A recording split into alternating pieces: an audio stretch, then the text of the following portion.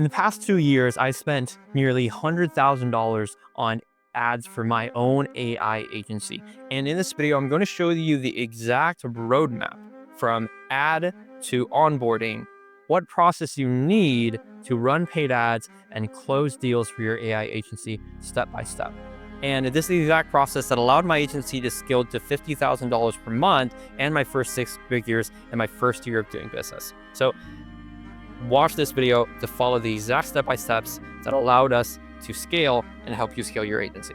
And so whenever we're running paid ads on any platform, we're going to start out with a image or video ad creatives, right? We have some videos going over how to exactly structure your ads. I'm not going to go over it too much, but when you're creating image or video ad creatives, your offer is very important. If you want to have a high volume of leads, you want to learn more about your prospect, you want a very aggressive offer to get the cost per lead as low as possible. What I mean by low, it's around $10 USD or below. And from here, you can have a very aggressive offer, or you can offer pricing upfront, right? If you offer pricing upfront, 150 per estimate, it's a little bit more risk for them. So the cost per lead is going to be a little bit higher, between $25 to $50 cost per lead. But that's still okay because, they have an idea of the cost of whatever your offer is. So they're a little bit more warm than someone who comes in from a very aggressive offer, $10 cost per lead or below.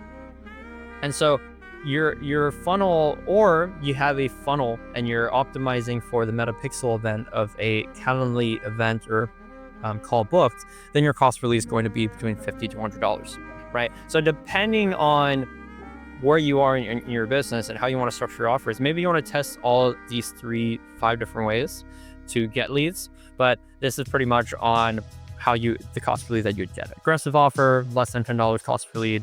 You have some sort of pricing up front, some sort of transparency, $25 to $50 cost per lead. Or if you want to optimize for call bookings with a funnel that you build on GoHighLevel, Perspective, or another website, you're looking at around $50 to $100 per booked call. If it's anything over that, then your funnel's not good enough for your ad offer. It's not very good. So from here, once they opt into the ad, you need to ask them a couple questions to, one, make sure they're not complete idiots when you jump on the call and they're not some teacher, who thought this out for something else. Believe me, we've had that. And from here, you can build out use the lead form from Meta, right, which is very straightforward. We won't take your leads off the platform into Perspective or HighLevel, but you have these 2 options for you to figure out, right? I usually start out opting in with the lead form. Once I figure out what our ideal prospects' objections are, then we build out a funnel, right? Because your funnel, you're going to pre-handle a little bit more objections, give these prospects a little bit more context, so when they get on a call with you, it's easier to close, right? You definitely want to, the most important piece of information is their name, their phone number, and their email, right? And a lot of times these people don't respond to their email, so the phone number is the most important piece of information. From the phone number, you can collect everything else, right? So it's most important that you verify SMS, that they get like a 6-digit code sent to their phone number and that they give it back to Meta, so that we make sure you're getting the right phone number. Or else they fill out the form, maybe with an old phone number, they use autofill, and then you're just getting bogus leads because they might be the right person, but if they give you the wrong phone number, you're not going to reach them anyways. From here, I would ask them more from their website, information about their website, so that maybe you can do some research about them before, right? And also, if they give you truly bogus number, or maybe that number you can't reach them, you go to their website and find a way to contact them, right? I hope you can.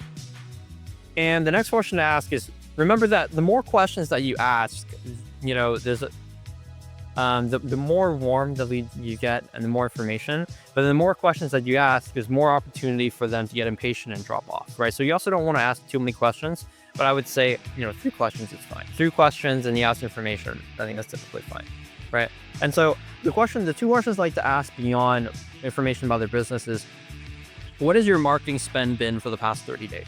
Right? Because if they spend $0 in the last 30 days, they get on a call with you, like the chances of them spending money now is very low. Whereas maybe they were spending $3,000 to $5,000 last month already, and then they're spending your program is around that same price range. It's a lot. There's less friction there. They're like, okay, well, this is the exact money that I was spending anyways. Like, they're ready to go. right? So you're going to see a direct correlation in the amount of money that they spend in the last 30 days to the amount of money that they're going to spend now with you, right? Because if there's such a great disparity in their marketing spend for the last 30 days to now, there's a very low chance that they're going to make a commitment now to work with you, right? From here, the next question to ask is, when are you ready to work?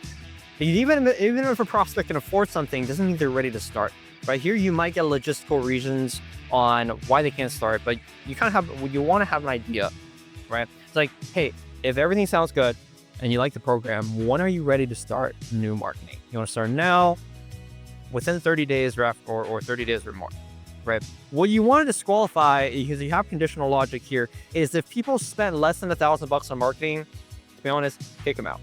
If they don't want to start new marketing in the next 30 days, they want to start 30 days or later, kick them out. Because people who want to start marketing in 30 days or more, they're window shoppers. You get on a call, they just want to gather information, they're not serious. People who spend less than $1,000 the past month on marketing, I hope you're offered $1,000 or more. They're not going to buy what you want. The chances of closing are very, very low. You're going to need very good sales, and the chances of them jumping from this to this, very low chance. So those are the couple things that I would disqualify. Or maybe you don't want to disqualify the leads and still want to handle the objections. You could, but this is information for you to see, hey, okay, like maybe these guys didn't spend much money. I'm going to give them to a better closer, right? And these prospects that have spent a lot of money and they're ready to work, I'm going to give to our other closer, right? So from here, you're going to take them to a call booking. Obviously, you only want them to allow them to book calls in the next 72 hours, nothing beyond that, because they're going to forget and they're not going to show up. And you want to have a call confirmation video so they can know what they can expect. What I'd like to have in this call confirmation video is show a little bit more about your company and what they can exactly expect working with you. Maybe some behind the scenes of, hey, this is what GoHighLevel looks like. This is how you're going to get the leads, right? Future pace them for them to see, hey, this is how people experience working with you, right? Maybe have some testimonials and case studies here as well. Have a video sales letter, offer a lead magnet for them to have something tangible and have more content so that they become warm, right? And if you don't want to do any of these things yourself, you can work with us at AI Sales Academy, work with our team one-on-one, where we're going to dial in the exact VSL, the exact structure. We'll build out everything for you so that your team can just hop onto these sales calls and close deals on autopilot. All right, but back to doing everything yourself is the next thing is after they book a call, you want to call them immediately. All right, the chance of closing is when they first have that intent, right? So you want the setter to call them immediately. And if they don't pick up, you need to make sure your setting team, your closing team, you're calling the lead 3 times per day, morning, afternoon, evening. You might think that's a lot, but depending on your target audience, they get so many calls. The more persistent you are, you're not losing anything. You have everything to gain, right? And so you want to qualify the lead and update the pipeline so that, hey, if it's unqualified, then we're going to cancel the call altogether. If they're super qualified, then maybe we'll even try to find a time to where the closer can speak to them immediately. And from here, you obviously want to write good copy and send out text and email messages for a 14-day sequence. So you'll send them testimonials, case studies, and then lead magnets, and pre-handle their objections in the copy that you have, right? The text and emails that you send them. And then we're here at D-Day, right? You get on the sales call with them, but before that, part of the setting team's job before the sales calls is making sure, we want a highest chance of these guys showing up, but not only that, they need to show up with all the decision makers present. We can't have logistical objections to where, I need to talk to my investor, or my wife isn't here, blah blah blah blah blah, right? You want to pre-handle those to say, hey, if your wife can't show up on this call, or so your business partner can't show up on the call, maybe let's find a time where they can be, right? You want to do a one call close. You don't want to follow up. The more calls you have, the lower your chance in closing them, right? And so on this call, you want to make sure your setting team has done their job to make sure all decision makers are present, or they can reschedule the time, and that this is a call where they actually are, that you have their full attention, right? They can't be driving around, going to McDonald's and getting a call with you in their car, right? They have to be sitting down, because if people are sat down like this, they can actually make a decision, right? And from here, the first thing you need to do is your pain point discovery. So you've already handled all logistical things, making sure that the decision maker is present and that you have your full attention. So the next thing is now you do your pain point discovery and then go through the sales call, right? I'm not going to go over the exact sales call process, but you can watch our other videos where we break down the exact process that we go through in a sales call to do a one call close. And so within the sales call, you want to do your onboarding. You always want to assume the close, but not just say, hey, are you ready to do it right now? You want to future pace them. Be like, hey, so, if we're gonna start today, man, like this is what you can exactly expect. You're gonna get your leads within 48 hours. This is exactly what's going to look like.